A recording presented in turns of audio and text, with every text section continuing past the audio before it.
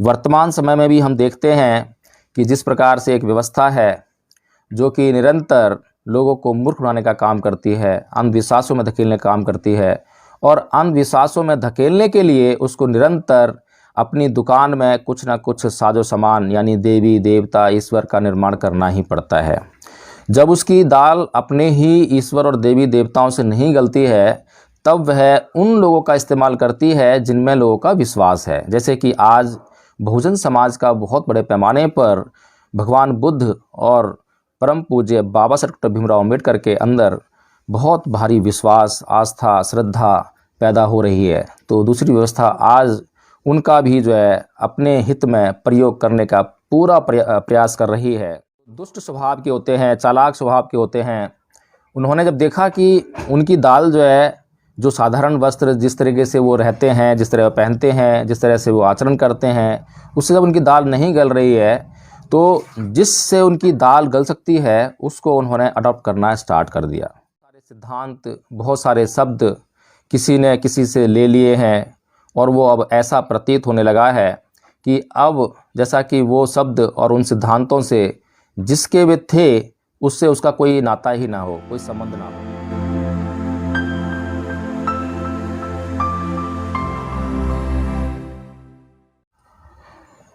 इसके पश्चात बुद्ध ने उन परिव्राजकों को शील पथ के बारे में समझाया। उन्होंने उन्हें बताया कि शील पथ का अर्थ है इन सद्गुणों का अभ्यास करना।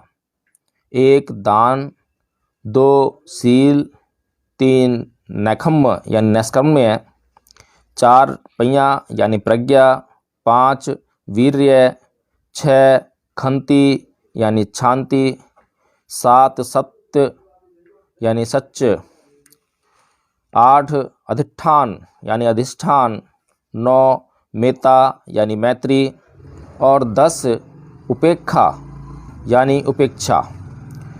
उन परिव्राजकों ने बुद्ध से इन सद्गुणों का सही अर्थ समझाने के लिए कहा। तब बुद्ध ने उन्हें संतुष्ट करने के लिए समझाया, दान का अर्थ है बदले में किसी भी प्रकार की आशा किए बिना दूसरों की भलाई के निमित्त अपनी संपत्ति को ही नहीं, अपने रक्त, अपने शरीर के अंगों और यहाँ तक कि अपने प्राण तक को दूसरों को अर्पित कर देना। शील का अर्थ है नैतिक स्वभाव, अकुशल कर्म न करने की मनोवृत्ति और कुशल कर्म करने की मनोवृत्ति, बुराई करने में लज्जा करना, दंड के भय से अकुशल कर्म से बचे रहना शील है। शील का अर्थ है अकुशल कर्म से भय खाना। नैखम्य यानी नैष्कर्म्य का अर्थ है सांसारिक काम भोगों का त्याग। पय्या प्रज्ञा का अर्थ है निर्बल बुद्धि। वीर्य का अर्थ है सम्यक प्रयत्न। जो कुछ एक बार करने का निश्चय कर लिया अथवा जो कुछ करने का संकल्प कर लिया उसे अपनी पूरी सामर्थ्य से करने का प्रयास करना और बिना उसे पूरा किए पीछे मुड़कर नहीं देखना। खंति यानी शांति का अर्थ है सहनशीलता। घृणा के बदले में घृणा न करना, इसका यही सार है, क्योंकि घृणा से घृणा कभी भी शांत नहीं होती। यह केवल सहनशीलता से ही शांत हो सकती है। सच यानी सत्य का अर्थ है सत्यवादी होना। आदमी को कभी झूठ नहीं बोलना चाहिए, उसे सत्य और केवल सत्य ही बोलना चाहिए। अधिष्ठान यानी अधिष्ठान का अर्थ है अपने उद्देश्य तक पहुँचने का दृढ़ संकल्प। मेता यानी मैत्री का अर्थ है सभी प्राणियों के प्रति भ्रातृत्व भावना का रखना, न केवल मित्रों के प्रति ही बल्कि शत्रुओं के प्रति भी, न केवल मनुष्यों बल्कि सभी प्राणियों के प्रति भी। उपेक्षा यानी उपेक्षा का अर्थ है अनासक्ति, जो उदासीनता से भिन्न है।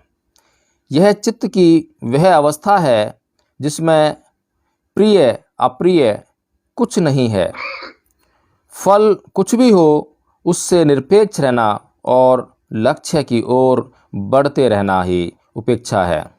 मनुष्य को इन सद्गुणों का अपने पूरे सामर्थ्य के साथ अभ्यास करना चाहिए। इसलिए उन्हें पारमिता यानी गुणों की पराकाष्ठा कहा गया है। तो जिस प्रकार से हमने ये जो पाठ पढ़ा आर्य अष्टांगिक मार्ग, और जिस प्रकार से जो शब्द इस्तेमाल होता है आर्य, तो आर्य शब्द जो है, जैसे कि शब्द इस्तेमाल होता है ब्राह्मण, ब्रह्म, तो ये शब्द जो है बहुत बार ये देखा गया है कि जो बुद्ध के उपदेश हैं उनमें ये शब्द आते हैं। और जिन परिस्थितियों में आज हम रह रहे हैं, जी रहे हैं, वहाँ पर एक आपस में दो संस्कृतियों का क्लैश है। तो जो ये दो संस्कृतियों के बीच में जो संघर्ष है, उसमें ये तय करना कि कौन सा शब्द इस संस्कृति का है और कौन सा शब्द उस संस्कृति का है, ये तय कर पाना कई बार सामान्यतः बहुत मुश्किल होता है। कुछ विद्वान जो अध्ययन करते हैं, खोजबीन करते हैं, इतिहास को पढ़ते हैं, तो यह समझ पाते हैं कि ये जो शब्दों का जो है बहुत बड़ा घालमाल हुआ है।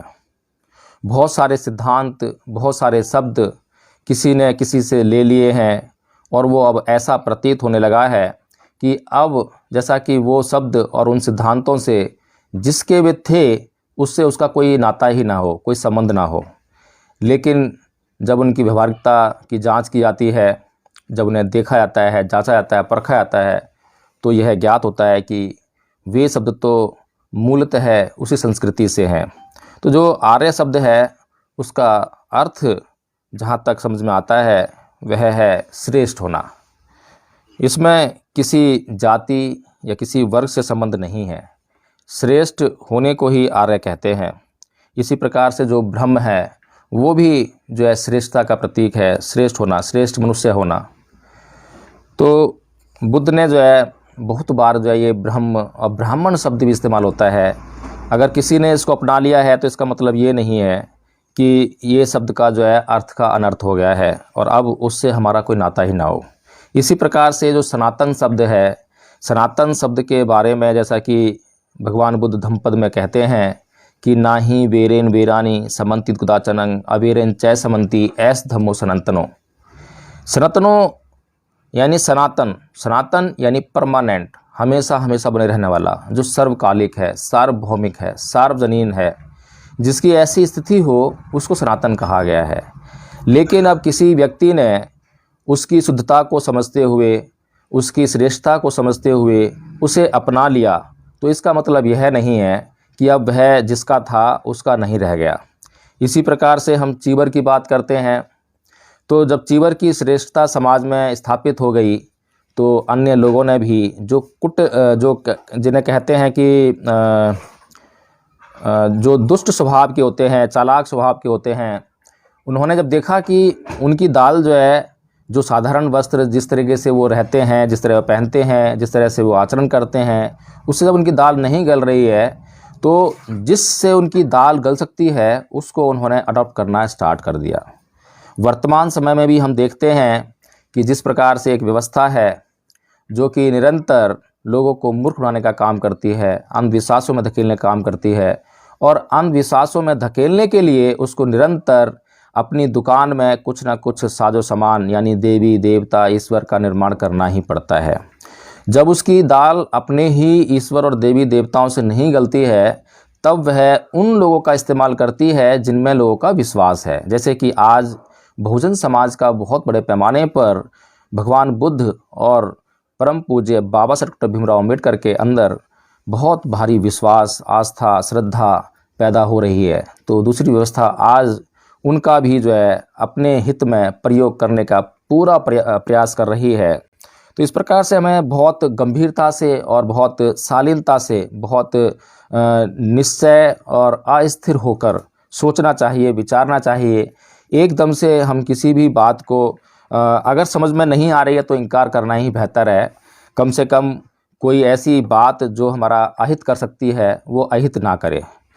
तो जो ये आर्य अष्टांग मार्ग है, जिसको कि मैंने बताया शुरू में ही कि ये पूरे धम्म का आधार है, यह एक मार्ग है और जो धम्म का आधार है तो उसको समझना चाहिए, क्योंकि अगर ये आर्य अष्टांगिक मार्ग ही समझ में नहीं आया तो हम लोग ये समझ ही नहीं सकते कि किस मार्ग पर चलना है। ये वो मार्ग है जिस पर चलकर हम निब्बान तक पहुंच सकते हैं, निर्वाण तक पहुंच सकते हैं। और इसके 8 अंग हैं।